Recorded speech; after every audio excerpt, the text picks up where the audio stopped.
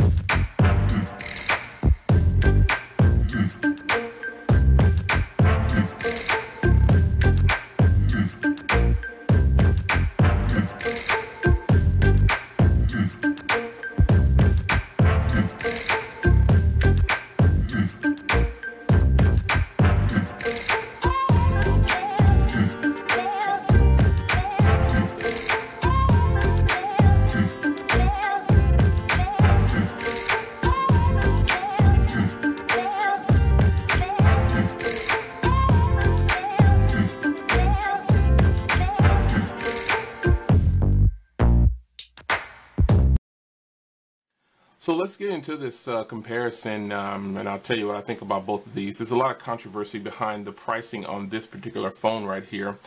This phone is priced at $249, which is the same pricing as this phone, coming in at $249. But if you pre-ordered this one, you could get it for $199. But right now they have a special going on with this phone since it just launched.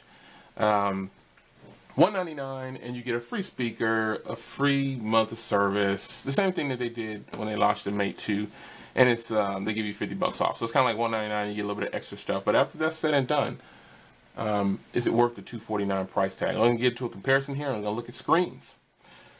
So first things first, this is a 5-inch display, and this is a 5.5-inch display.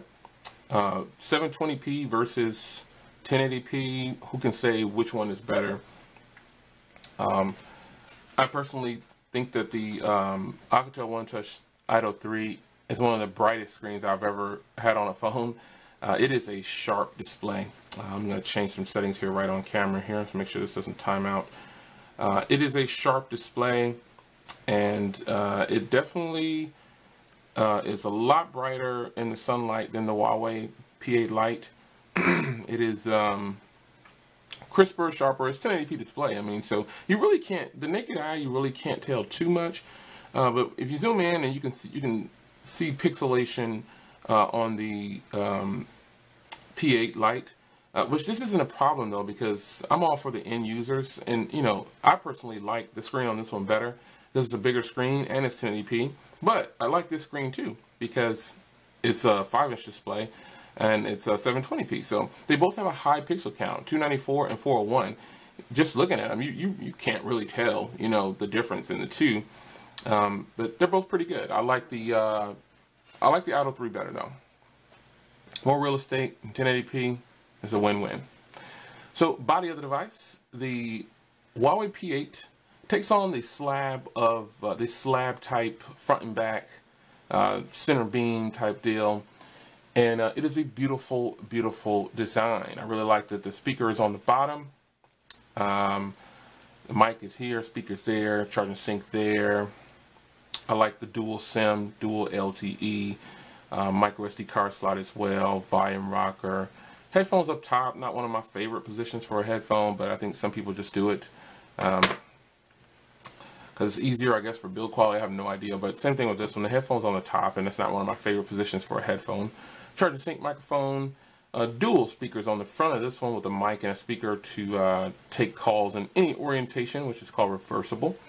This one looks a heck of a lot better to me than the P8 Lite. I think the design on this one is a lot more appealing. I like it a lot. The P8 is not, maybe if I had the P8 in black, I might think differently, but this white with the gold, I'm not really a fan of it for some reason. But the Alcatel Onetouch Idol 3 definitely looks better to me, and it's the body is it feels really good in the hand.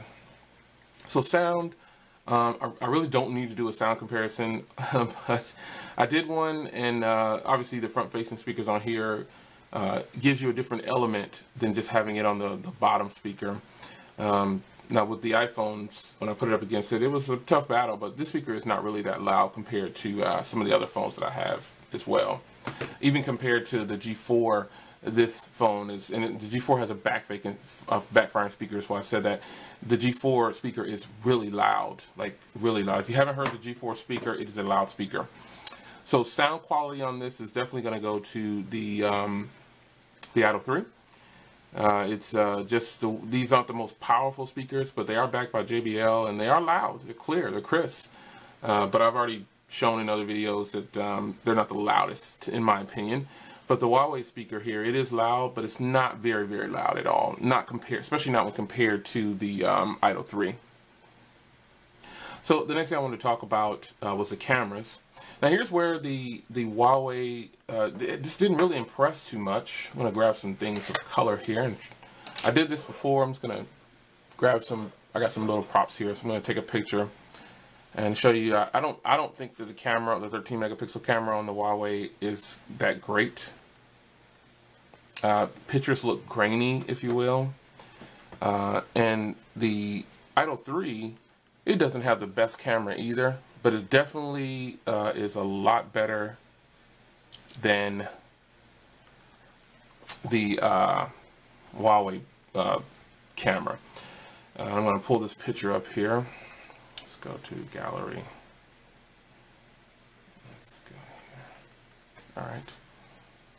Here you go. So you can see for yourself how these turn out. The Huawei picture the camera just takes grainy pictures in my experience. In nearly every experience that I've done, I've pitted up against some of the other phones that I have that are in its class, and I still think that it's not as good as what it could be.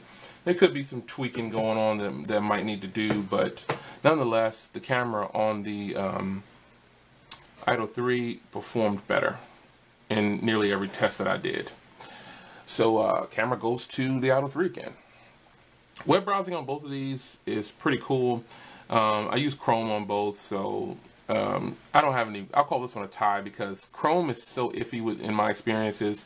It's not the best, but you can install Dolphin browser and tons of other browsers. But to be fair, you know, I use Chrome on both, and they both performed about the same. You know, no big differences. I didn't find any flaws or anything in them. So web browsing, I just kind of call that a tie. They were really about the same. Processing power behind these are both using the same thing. The same setup is being done here, but Huawei's overlay is really heavy. So the Idol 3 performs pretty good in day-to-day tasks. And they're about the same. The only problem I have with the Idol 3 is when I hit the multitasking key and I close out, you kind of get that little stutter there. So the multitasking key on this one is different. You can slide up from here, or you can swipe each one away. So I obviously like the multitasking key on this one better because I can just hit one button and it's gone. But on here you have to swipe and pull up, and you know. But nonetheless, I run into problems with the stutter on the Idol 3 in the multitasking area, but other than that, no problems with it. And the same thing with Huawei. The processing power behind both of these is the same, but Huawei has such a heavy overlay, it appears that this is stock, and it's really fast.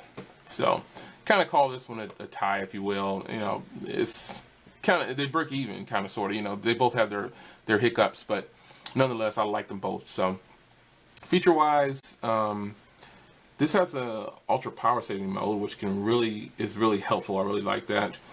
This has this dual reversible. It's called reversible, where you can rotate the screen and answer the call in any orientation. I think that's, I hone in on that feature because I think it's a nice feature.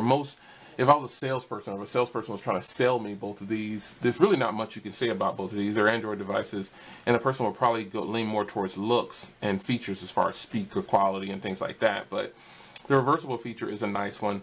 And then the ultra power saving mode on this one is really nice. You can get some serious standby time. I actually had this in standby for almost 2 weeks, I guess, or something like that. And it works fine. I don't have any complaints about it. Battery life though is definitely better on the Huawei P8 Lite, and it's not better by a long shot. The standby time is long on both of these, but this is a 1080p display, so it will pull a little bit more power. So with this being a 720 display, you get a little bit more battery. It has a smaller battery, but it's a 720p display, so it's not going to pull that much power. But this is a bigger display and it's 1080p, so it's pulling a little bit more power. So in tests, this lasted just a little bit longer.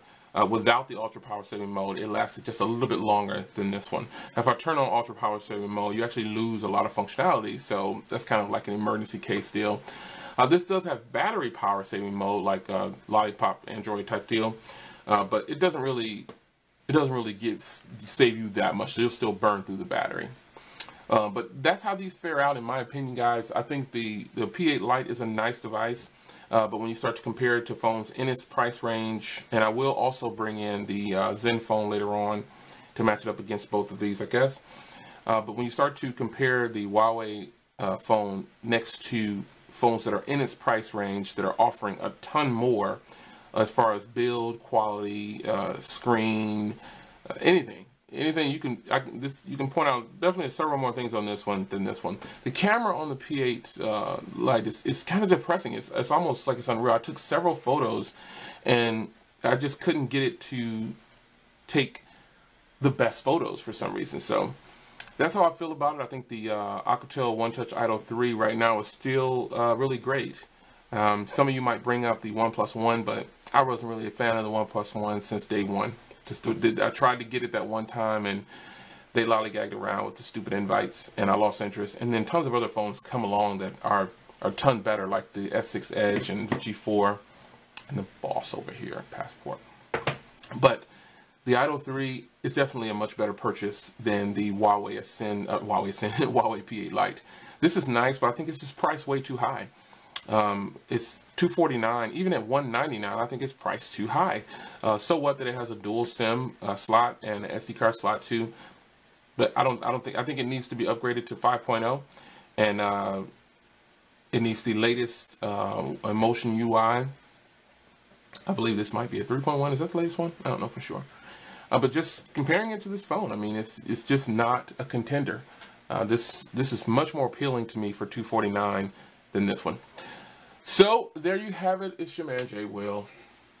I got this out of my systems. Some people were messaging me saying, what about this? What about that? Well, there you have it. This is how I feel about both of these. You leave a comment on how you feel, and we'll see you in the next one. Peace. Peace. BlackBerry. BlackBerry love. Love BlackBerry. You should too. Alright guys, I appreciate you joining me in another video. Go ahead and hit that subscribe button if you want to see more videos like this, and thumbs up. And I will see you in the next video. Take care.